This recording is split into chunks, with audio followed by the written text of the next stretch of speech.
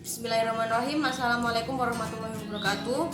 Saya Ilma Prisma, mahasiswa D4 Kebidanan Alih Jenjang yang akan menjelaskan tentang periodisasi perkembangan.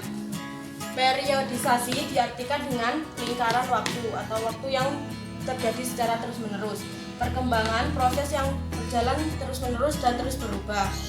Perkembangan dapat diartikan perkembangan yaitu perubahan ke arah kemajuan menuju terwujudnya hakikat manusia yang bermartabat atau berkualitas. Perkembangan berciri-ciri bersifat holistik atau menyeluruh, terdiri dari berbagai aspek yaitu aspek fisik dan psikis, terjadi dalam beberapa tahap yang saling berkesinambungan, ada variasi pada setiap individu, memiliki prinsip keserasian dan keseimbangan. Proses perkembangan terjadi secara individu, mencerminkan perilaku-perilaku individu dan tidak ada yang sama antara individu satu dan lainnya.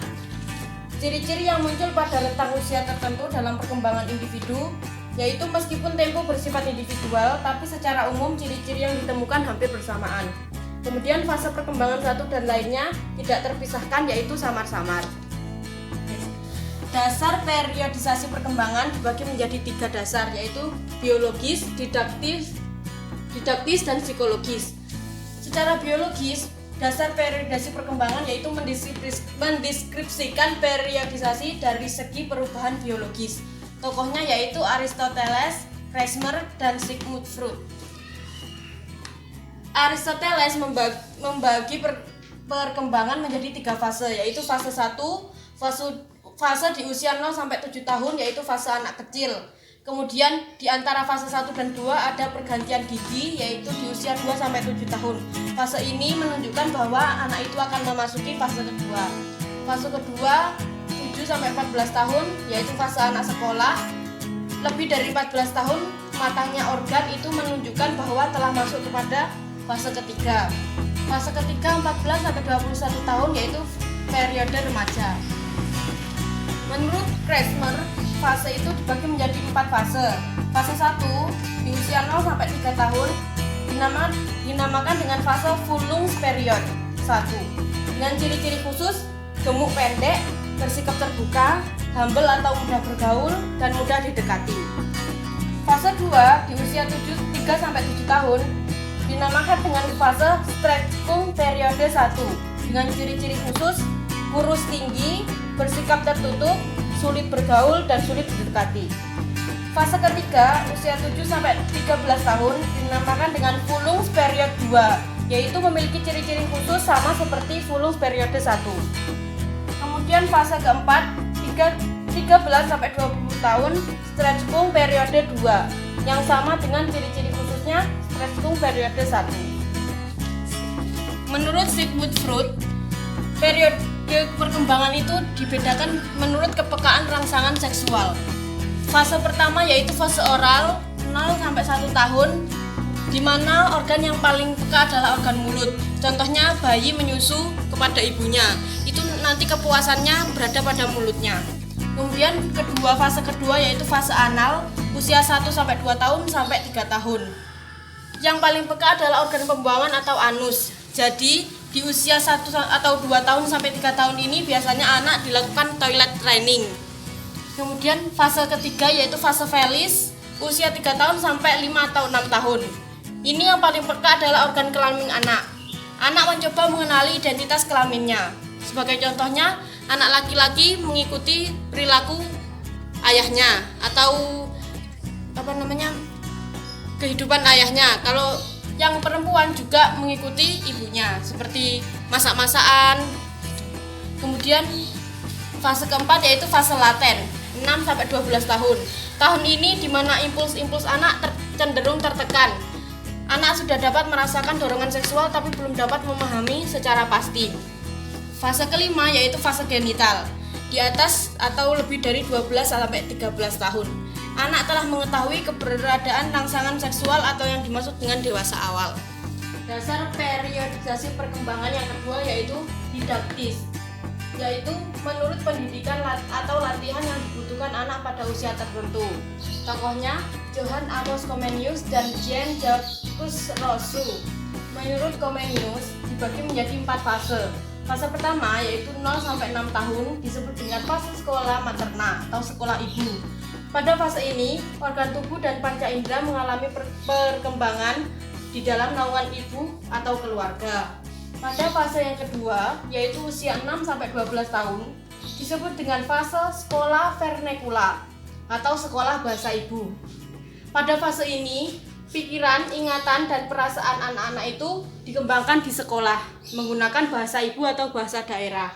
Pada masa ini disebut dengan golden age untuk mengembangkan bahasa anak. Jadi pada usia ini biasanya di sekolah-sekolah diajarkan berbagai macam bahasa seperti bahasa daerahnya masing-masing, bahasa Indonesia, bahasa Inggris, atau bahasa-bahasa asing lainnya. Pada fase ketiga yaitu usia 12 sampai 18 tahun disebut dengan sekolah Latina atau sekolah bahasa lain.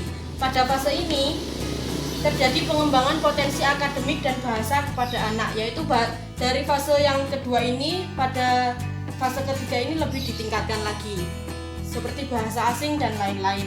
Fase keempat yaitu usia 18 sampai 24 tahun disebut dengan fase akademika atau fase akademik. Pendidikan lanjut yang berperan untuk masa depan anak. Kemudian menurut Rosu dibagi menjadi 4 fase, yaitu fase 1 0 sampai 2 tahun yaitu masa asuhan yang anak-anaknya masih diasuh oleh ibunya atau oleh keluarganya. Fase kedua usia 2 sampai 12 tahun masa latihan fisik, yaitu biasanya diajarkan latihan-latihan fisik seperti olahraga kepada anaknya. Kemudian fase ketiga 12 sampai 15 tahun masa pendidikan akal, yaitu masa di mana seharusnya ditanamkan pendidikan atau watak atau karakter kepada anak. Fase 4 15 sampai 20 tahun yaitu pendidikan watak, yaitu karakter lebih ditingkatkan dan lebih didalami. Kemudian dasar selanjutnya yaitu dasar psikologis atau dilihat dari perubahan yang terjadi pada aspek psikologis. Tokohnya yaitu Oswald Crowe, Erikson, sama Elizabeth Harlock. Menurut Crowe, setiap individu itu pada masa-masa atau rentang waktu tertentu akan mengalami trots atau yang namanya goncangan jiwa.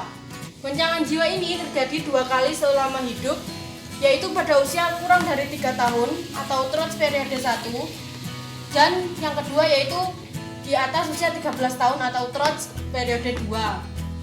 Perkembangan secara umum menurut Crowe disebut dengan evolusi, kemudian goncangan jiwanya itu disebut dengan revolusi. Fase 1 yaitu 0 sampai 3 tahun disebut dengan masa awal kanak-kanak. Fase 2 3 sampai 13 tahun disebut dengan keserasian sekolah. Fase 3 13 sampai 21 tahun disebut dengan fase kematangan. Trots periode ditandai dengan sikap dan perilaku yang negatif, seperti perilaku menentang dan memberontak. Biasanya anak di fase trots periode 2 ini atau 13 tahun ke atas lebih menentang dan memberontak. Seperti contohnya anak-anak remaja yang sedikit salah pergaulan, seperti kayak yang anak pang atau anak jalan-jalanan itu kan sedikit memberontak. Kalau tidak mendapat dukungan yang positif akan terjadi kesalahan di kemudian hari nanti. Menurut Erikson, pada setiap rentang usia tertentu muncul konflik sosial yang khas pada setiap individu. Erikson membagi fase ini menjadi 8 fase. Pada setiap fase mempunyai krisis psikologi secara tersendiri. Fase 1 0 sampai 1 tahun pada masa disebut dengan fase bayi. Pada fase bayi ini terjadi krisis psikologis yaitu trust dan mistrust, yaitu percaya atau tidak percaya. Pada usia 1 sampai 3 tahun, fase anak-anak atau toddler yang terjadi krisis psikologisnya autonomi dan shame and doubt, yaitu malu dan menolak. Usia 3 sampai 6 tahun fase bermain. Ini anak-anak mempunyai inisiatif dan rasa bersalah. Biasanya anak-anak memiliki inisiatif bermain sendiri-sendiri, tapi kemudian ada juga yang merasa bersalah kalau telah memainkan permainan seperti ini. Kemudian 6 sampai 12 tahun fase sekolah, yaitu fase industri. Krisis psikologisnya adalah industri dan inferiority atau menarik diri, berproduksi atau menarik diri, biasanya membuat mainan-mainan sendiri. Kemudian ada juga yang menarik diri, tidak mau membuat atau bermain dengan teman-temannya yang lainnya. Pada fase yang kelima, usia 12 sampai 20 tahun disebut dengan fase adolescent, yaitu identity versus identity, yaitu mencari identitas dirinya, identitas yang baik atau identitas yang buruk. Fase ke-6 yaitu usia 20 sampai 30 tahun, yaitu fase dewasa awal, yang biasanya krisis psikologisnya adalah confusion atau kebingungan untuk masa depannya. Fase yang ke-6 yaitu usia 20 sampai 30 tahun atau fase dewasa awal, biasanya krisis psikologisnya yaitu confusion atau kebingungan. 30 sampai 65 tahun disebut dengan fase dewasa. Di sini krisis psikologisnya adalah intimasi dan isolasi, yaitu biasanya mendekatkan diri kepada relasinya atau teman-temannya untuk mendapatkan relasi yang lebih banyak atau menarik diri. Yang ke-8 yaitu usia di atas 65 tahun atau fase usia lanjut. Biasanya krisis psikologisnya adalah generativity atau stagnation, kemudian integrity dan despair. Menurut Eric, setiap usia mengalami konflik psikologis yang berbeda-beda. Kemudian, karena adanya konflik psikologis ini harus terjadi keseimbangan antara individu dan realitas sosial. Jika individu dan realitas sosial ini mengalami konflik dan tidak didampingi, maka akan terjadi masalah. Menurut Elizabeth Horlock, perkembangan psikologis dibagi menjadi 11 fase. Fase pertama yaitu fase konsepsi sampai lahir disebut dengan fase prenatal. Fase kedua 0 sampai 14 hari disebut dengan fase neonatal. Fase ketiga 14 hari sampai 2 tahun fase bayi. Fase keempat 2 sampai 6 tahun disebut dengan kanak-kanak awal. 5 6 sampai 12 tahun disebut kanak-kanak akhir. 6 12 sampai 13 tahun disebut dengan masa pubertas. 7 13 sampai 15 tahun disebut masa remaja awal. 8 15 sampai 18 tahun disebut masa remaja akhir. 9 18 sampai 40 tahun disebut dengan dewasa awal. 10 40 sampai 60 tahun disebut usia pertengahan, dan 11 di atas 60 tahun disebut dengan usia lanjut. Terima kasih atas perhatiannya. Wassalamualaikum warahmatullahi wabarakatuh.